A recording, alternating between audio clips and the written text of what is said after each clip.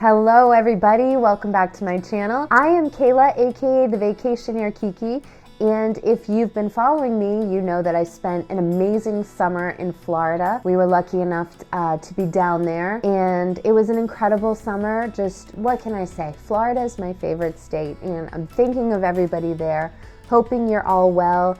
But yes, we are back in Boston, ready for the cold. Not really. Hate the cold. And I have some upcoming trips to Disney World in the next few months. Very excited about that. So I'll take you all along with me on those trips. But for today, okay, you have decided you want to go to Disney World. What do you do next? What are the next steps after you decide, yes, we're going, we have our dates, maybe you've made a reservation, maybe you've booked with one of our travel agents at the Vacationeer, but what are those next steps? There is so much to do and see in Walt Disney World. Chances are you won't see everything on one short trip alone. But I am here to guide you in the right direction, and in today's video, we will be doing just that. So without further ado, let's get started. And if you're looking for help planning your next Walt Disney World or Disneyland or Disney Cruise vacation, please reach out to us at thevacationeer.com/YouTube. Our agents are experts, it's totally free, and it's a breeze. Okay, now let's go. Those famous 5 words. I'm going to Disney World. Well, that's all well and good, but what are you gonna do after booking a Disney vacation? Here's my look at what to do after you book a Disney World trip. Number 1, download the My Disney Experience app. I recommend that you do this step in the earliest stages of planning a Disney vacation, but if you've already booked and haven't downloaded the app yet, right now is the time. My Disney Experience is Disney's mobile app and website that serves as a central hub for everything related to your Disney vacation. Everything you need is right here in this app, and it's pretty much impossible to do your Disney World vacation without it. Why? Because in the app you can create a profile, add friends and family members so you can all plan together, make, link, or view dining reservations, ticket purchases, theme park reservations, and hotel reservations. This is where you'll also have access to the Disney Genie Daily Itinerary Planner, which shows current and future wait times for attractions and offers suggestions on what for you to do next. In My Disney Experience, you will also be able to purchase the priority access to rides and attractions through the Genie Plus and Lightning Lane services. You will be able to enter a virtual queue for highly demanded attractions when it's available. You will be able to also access entitlements under the Disability Access Service or DAS Pass system if applicable. Also, very important, and this is something I use all the time, you will save so much time when you place prepaid mobile orders at many quick service restaurants throughout Walt Disney World. That will help you avoid lines at meal times and just generally waiting for food. In My Disney Experience, you will use the Magic Mobile service, also so much fun, which lets you use your mobile device as a contactless payment and entry device around Disney World, and so much more. The app is available for both iOS and Android devices. You might see it listed in the App Store as My Disney Experience or even just as Disney World. It's a totally free app to download and free to use. Though your provider might warn you about in-app purchases, these are going to be completely up to your discretion. No hidden charges or fees for using the My Disney Experience app at all. So, what do you do once you've downloaded the app? You want to sign in. You can use your existing Disney account or create a new one. You'll also need to grant location services permissions in your settings because some of those features, such as virtual queuing, are only available when you're inside the park. Next step, which is extremely important, you'll want to link your Disney resort reservations and other products in the My Disney Experience app once you're signed in. Now that you've booked your trip, you'll want to link all of those purchases, your resort, your theme park tickets, your dining, to your Disney account through the app. For example, linking your hotel reservation in the app allows you to access an extended restaurant reservation booking window, as well as to be able to access early booking for Lightning Lane attraction entrances. This gives you an advantage if you're a Disney Resort hotel guest. So you'll want to do all of that before you actually travel on your vacation. Many, but not all of the same services are also available through a dedicated section of the Disney World website. The second thing you're going to want to consider once you've decided to go to Walt Disney World is consider using a Disney Vacation Planner. It's totally free, and this might come as a bit of a surprise, but you can ask a Disney Vacation Planner or travel agent to help you plan your trip even if you've already made your own reservations. So I've talked extensively in the past about all of the reasons why you should use a Disney travel agent, but just a quick recap. Our services are completely free to use at most travel agencies. Here at the Vacationeer, we are one of those agencies that there are no costs, no hidden fees, nothing for us to plan your vacation. We receive our training directly from Disney, so you're getting a Disney expert built in. We're up to date with all the latest Disney news and rule changes and new rides and restaurants and all of the things that you're going to need to know on your trip. We are a single dedicated point of contact for you. Your agent will work directly with you to plan the best trip for you and your family. Anything related to your trip, your travel agent is there for you. And we always keep an eye out for new discounts and apply them for you if they come out after you or we have booked your vacation. So let's say you book in January, the cost is XYZ. A 30% discount comes out for your date, say in July. We can apply those directly to your vacation, saving you potentially thousands of dollars depending on what you've booked. And we'll also keep track of all those payment deadlines for you, booking windows. We'll handle everything for you. It's really a no-brainer. If you've already booked your trip and you want to bring in a dedicated Disney travel agent to handle the rest of your planning, it's really easy to do. Just contact us over at vacationeer.com/YouTube and let us know you'd like to essentially hire us to plan your trip. And then bibbidi bobbidi boo, we'll take it from there. You may have to sign a form that the agent will send to Disney authorizing us to work on your behalf, but other than that, there's nothing to do. As far as the rules Disney has in place, there are really only 2 rules regarding having an agent take over your vacation that you've already booked directly with Disney. Your initial booking must have been made within the past 30 days, and your vacation package must have a remaining balance due. It can't be paid in full. So those are the only 2 things, and that's really it. Third thing you're going to want to do when you decide you're going to Disney World, make your Disney Park Pass reservations, your theme park reservations. These are big, folks, and while this started in 2020, this is something that I think is sticking around. If you haven't heard, getting into a Disney theme park these days requires more than just a ticket. Guests who buy theme park tickets must also have a theme park reservation through a system called Disney Park Pass. Reservations are required to enter Magic Kingdom, Epcot, Hollywood Studios, and Animal Kingdom, and they are not needed for Disney Springs or any of the water parks. So these are strictly just for the 4 theme parks of Walt Disney World. If the reservations are not available, guests cannot enter the park, unfortunately. That means that planning ahead is crucial if you want to ensure you can get into your desired theme park on the day you want to visit. If you're traveling during a more popular time of the year, such as spring break, summer, or Christmas, it is quite possible that theme park reservations may not be available at all, as in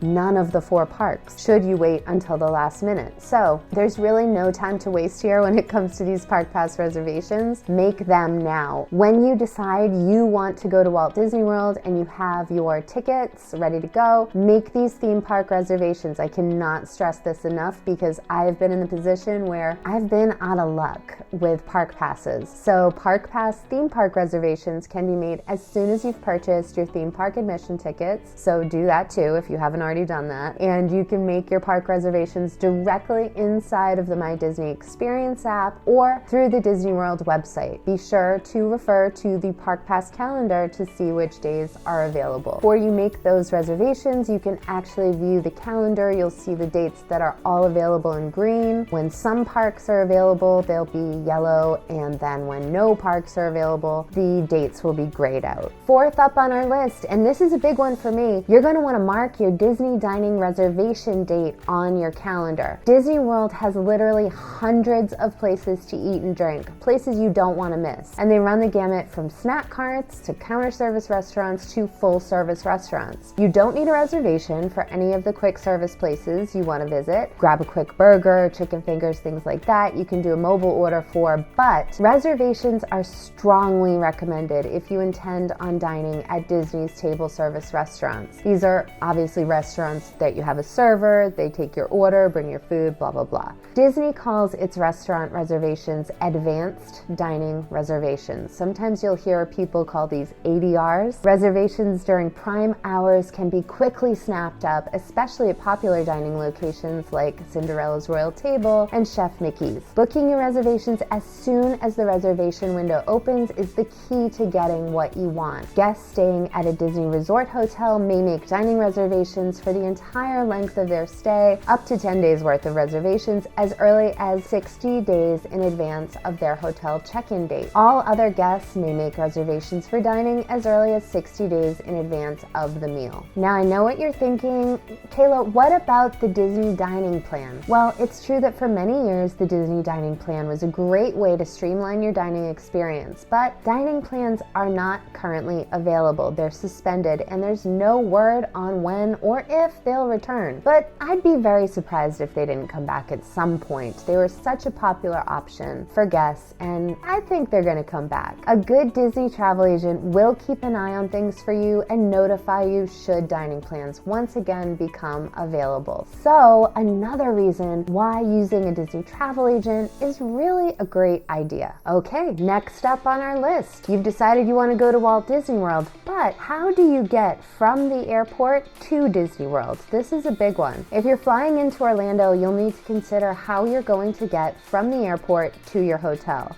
Sadly, Disney no longer offers its wildly popular Disney's Magical Express, which was a free shuttle from Orlando International Airport to Walt Disney World. It was awesome, quite honestly. We move on. In its place, you'll find two new paid shuttle services called Mears Connect and Sunshine Flyer, along with the usual options of Uber, Lyft, taxis, and of course rental cars. The best option is going to vary from family to family, so this is a personal choice. For those with a larger travel group, you'll likely want to skip the options that charge per person and instead gravitate towards the per vehicle options. For those on a budget, a shared shuttle service is likely much more cost effective than a dedicated vehicle. Regardless of how you get from the airport to Disney, transportation throughout Disney World is super easy. I've done a video on this and I'll link it here. Disney offers a totally free network of monorails, buses, boats, Skyliner aerial gondolas, trams, and walking paths. So once you get to Disney World, you do not have to worry about getting around. It's super easy. Next up, you've decided to go to Disney World, you're getting closer to the date, so you may want to consider creating a daily itinerary for your trip. Now this is like so fun for me. I love doing this. It used to be true before the pandemic and it's certainly true now that you're simply not going to have a good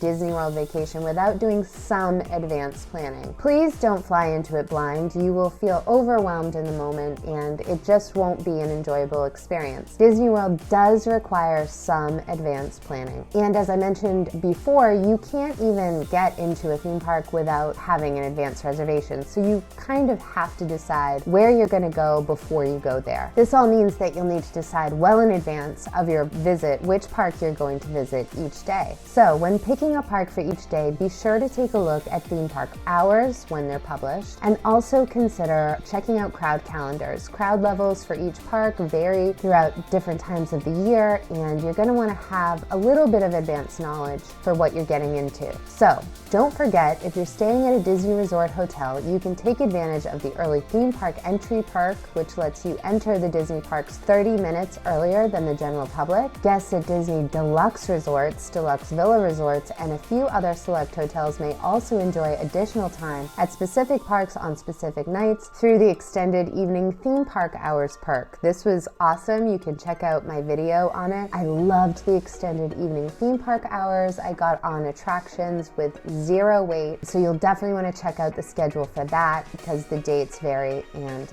the parks might vary depending on when you're going. Once you've determined which parks you want to attend, you'll want to decide how you think about each day. So when planning your day, be sure to factor in the time you'll spend waiting in line for attractions and shows. There are plenty of great ways to avoid long waits, whether through paid priority access such as Disney Genie Plus and Lightning Lane, or for free through some savvy itinerary planning. Our Disney travel planners can help you over at the Vacationeer. Please visit vacationeer.com/YouTube if you want help planning an itinerary. Standby lines, what are these? Well, when most people think of waiting in line for a ride, they're thinking of what Disney calls a standby queue. Wait times can fluctuate wildly throughout the day, trust me on this, often peaking in the mid-afternoon. So while you can't do anything about the length of the line itself, you can game the system a bit by deciding when to enter that line. For your most important attraction of the day, I suggest getting to the park before it opens for the day, entering the park as soon as guests are allowed in, and going directly to that desired attraction so you can ride it with as little wait as possible. Other tactics to try to avoid the worst of the standby wait times is to go during the afternoon parade or to go when most people are having lunch or dinner. The Disney Genie section of the My Disney Experience app will also show you a forecast of wait times for each hour of the day so you can better plan your arrival time to minimize waits. If your trip happens to occur in the months immediately following the opening of a highly anticipated attraction, such as a new roller coaster, you'll likely find that you can't simply go stand in line for that ride, and you'll instead have to use something called a virtual queue.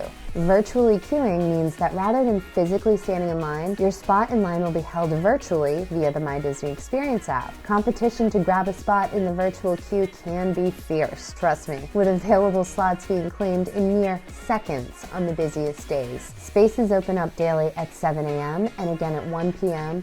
and again at 6 p.m. when extended evening theme park hours are offered. So you'll only be able to grab those evening spots if you are a deluxe resort guest or those resort guests that we talked about earlier who can enjoy the extended evening theme park hours, just to be clear. To give yourself the best possible chance of snagging a spot, read Disney's extensive instructions ahead of time so you know exactly what to do. Many rides and experiences in the parks have a special lightning lane entrance, which allows you to pay to bypass the regular line and board more quickly. There are two ways to access the Lightning Lane entrance, both of which are purchased within the My Disney Experience app. So, Genie Plus service. Most Lightning Lane entrances are packaged together into a bundled service called Genie Plus. We've talked about this before on my channel. I highly recommend Genie Plus for any Disney vacationer. It is an awesome service. It's a combined fee of $15 per person per day. Genie Plus lets guests make reservations for priority entrance at more than 40 attractions throughout the parks. Guests make their first Lightning Lane reservation on the morning of their visit and then make additional ride reservations one at a time for the remainder of the day. This is all subject to availability, of course. Disney says this service will usually help you experience a quicker load time on 2 to 3 attractions on a busy day, maybe more on less crowded days, which can help save you hours of waiting in line. Separately, there is something called individual Lightning Lane entry. Lightning Lane entrances at the most popular attractions in each park are not included in Genie Plus and are instead sold separately. The cost ranges from $7 to $17 per ride and varies based on the attraction, date, and availability. If an attraction's Lightning Lane entrance is sold under this individual pricing structure,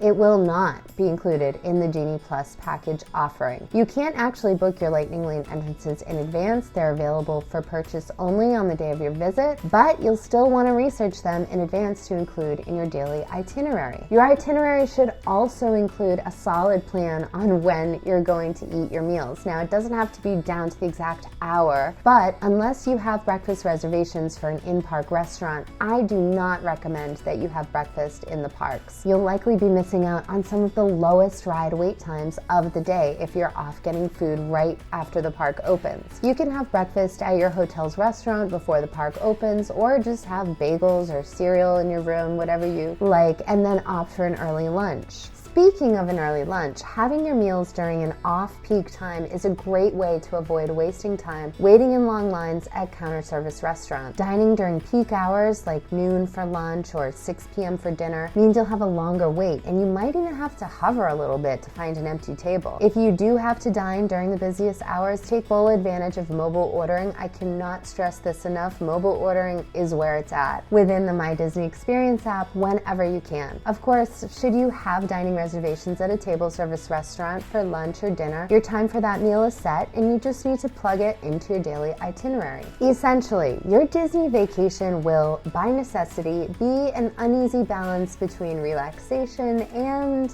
activity. It's tempting to sleep in, you are on vacation after all, but doing so will put you a step behind everyone else in the park, meaning you're at the mercy of higher crowds and longer lines. Waking up early and getting to the parks right away goes a long way way towards getting several rides under your belt before everybody else shows up. On the other hand, if you plan to go nonstop from morning to night 7 days in a row, you're just going to crash midweek and probably end up losing more time due to the inevitable meltdown that if you had just planned to take some downtime along the way. Giving some thought now to periods of activity and periods of rest will help make sure your vacation doesn't veer off track. So all in all, if you plan wisely, you will have a fantastic Disney World vacation. Trust me on this. Next up, and this is also one of those things that I get so excited to do because I know my vacation is coming up really soon, when I decide what I want to pack. Depending on the length of your Walt Disney World vacation, you will most likely pack lots of items to take with you. Let's take a look at some of the things you should include in your Walt Disney World packing list. So you need luggage, obviously, backpacks for Disney. You'll want to make sure they're in tip-top shape for your trip and large enough to hold all of your travel essentials and possibly things you might bring home. Many families prefer to bring a backpack with them into the park so they'll have everything with them. It is handy to have the essentials and maybe a snack or two. Just remember, don't overdo it. Everything you bring in with you has to be hauled around all day and stowed away for rides or left in a rented locker at the front of the park, which kind of defeats the purpose. Some people prefer to skip the backpacks altogether and use a smaller pack that goes around your waist or crossbody. Although you likely won't be invited to strut down any runways while wearing these, they certainly do the job and are much easier to work with when it comes to boarding ride vehicles. Disney souvenirs. Well, how does this factor in? This tip might sound a little goofy, sorry, but hear me out. Consider purchasing some of your Disney World souvenirs before your departure. So purchasing items beforehand like t-shirts, trading pins, lanyards, autograph books, games, toys, all those things can save you money and time spent shopping for these items at the park. Plus, you will have these Disney souvenir items ready to use as soon as your flight touches down in Orlando. Just a little tip. We all know that merch at the parks is where it's at. You're gonna come home with stuff, but be sure to leave room in your suitcase before you leave home for Orlando. Now for your packing list. It's time to think about the clothing, documents, toiletries, medications, electronics, swimwear, baby items, foods and snacks, and other accessories you'll need to pack. I've found that toiletries are easy to overlook. I've forgotten so much stuff, and I might decide to go as far as to pick a week before my trip to make a specific note of each toiletry item that I need to use throughout each day of the week. You won't need to bring toilet paper, things like that with you, but these little notes could help you remember that there's a certain type of facial cleanser you only use on certain days, things like that. Other packing list essentials include ponchos. It may rain, it's Florida, that's okay. Comfortable shoes, external batteries, USB wall chargers, beach towels, as well as water bottles or Frog Talks chili pads for those warm days. And one final word about packing. If you're buying new shoes for your trip, start wearing them now. I cannot stress this enough. You absolutely do not want to break in your new shoes by walking 1,000 miles around a theme park. You don't want to do that. If you do, you'll find that you'll need to add blister band-aids to your packing list. So make sure those shoes are well worn in. That is my 2 cents. And wrapping up with final thoughts, I hope that this video has helped ease you in the right direction of what to do once you've decided to go to Walt Disney World. There's no doubt that Disney is a complex place, but it can absolutely be the most magical, enjoyable vacation of your life with a little bit of planning. Okay, maybe a lot of planning, but it is absolutely doable, and I hope this video has helped you. So thank you so much for watching. If you enjoyed this video, please give me a like, give me a subscribe, la la la la la, and thank you again. And remember, if we can dream it, we can do it. Bye for now.